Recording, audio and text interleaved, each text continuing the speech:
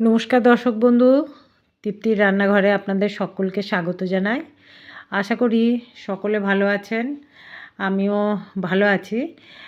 এই শীতে নতুন আলুর একটা সুন্দর আলুর দম আজকে যে রেসিপিটা করব সেটা হচ্ছে নতুন আলুর দম। একদম শুকনো শুকনো আলুর দমটা হবে, একদম মানে গা মাখা কোনো ঝোলও করব না, কোনো রসাও থাকবে না, একদম শুকনো শুকনো আলু দিয়ে। আর নতুন আলুটা দেখবেন শীতকালে এই নতুন আলুটার মানে সিদ্ধটা হয়ও ভালো, আর গরম গরম খেতেও খুব ভালো লাগে। লুচি, পরোটা, রুটি সবার সাথেই মানে দারুণ লাগে খেতে। তো চলুন নতুন আলুর আজকে রেসিপিটা শুরু করি। আলুগুলো দেখুন আমি কেটে ভালো করে ধুয়ে আমি কুকারে একটা সিটি দিচ্ছি, লো আঁচ করে একটা সিটি দিয়ে দিচ্ছি। আর এখানে নিয়েছি আমি আদা, কাজু, টমেটো আর 4টে কাঁচা লঙ্কা, আর নিচ্ছি বেশ খানিকটা ধনে পাতাটা ভালো করে মিক্সিতে পেস্ট করে নিচ্ছি। মিক্সিতে সুন্দর একদম মিহি পেস্ট করে নিচ্ছি। এইদিকে আমার আলুটা সিদ্ধ হয়ে গেছে। আমি অল্প অল্প আলু আমি তেলের মধ্যে ভালো করে ভেজে তুলে নেব। ভেজে তুলে নিলে আলুগুলো ভাঙবেও না আর গলেও যাবে না।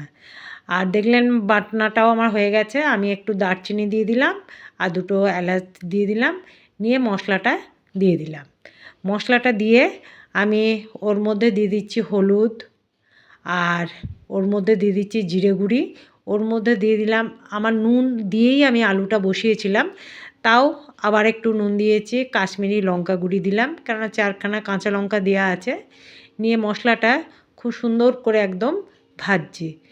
মশলাটা থেকে খুব সুন্দর একটা গন্ধও আসছে কেননা বেশ কিছুটা ধনেপাতা দিয়ে আছে। তার মধ্যে আমি দিয়ে দিলাম 2 চামচের মতন শুকনো নারকেল কোড়া, যে কোনো দোকানে পাওয়া যায়, মুদিখানার দোকানে। আর দিয়ে দিলাম আমি 2 চামচের মতন টমেটো সস। তারপরে মশলাটা আবারও ভালো করে কষিয়ে নিচ্ছি। এরপরে দিয়ে দিচ্ছি, শীতকালে তো মটরশুঁটি ছাড়া কোনো রান্নাই ভালো লাগে না, তাই মটরশুঁটিটাও বেশ কিছুটা দিয়ে দিলাম। মটরশুঁটিটা দিয়েও আমি সুন্দর করে নাড়াতে থাকবো। মশলাটা আমার প্রায় ভাজা হয়ে এসছে। এরপরে আমি 1 চামচের মতন চিনি দিয়ে দিলাম। এরপরে আমি আলুগুলো দিয়ে দিলাম। আলুগুলো দিয়ে দেখুন মটরশুঁটিটার সাথে আর আলুগুলোর কী সুন্দর লাগছে দেখতে। আর একটু জল দিয়ে আমি সামান্য একটু ঢাকা দিয়ে দিলাম। ঢাকা দেওয়ার পর দেখুন একদম শুকনো শুকনো একদম আলুর দমটা মানে সত্যি খেতেও খুব সুন্দর হয়েছে।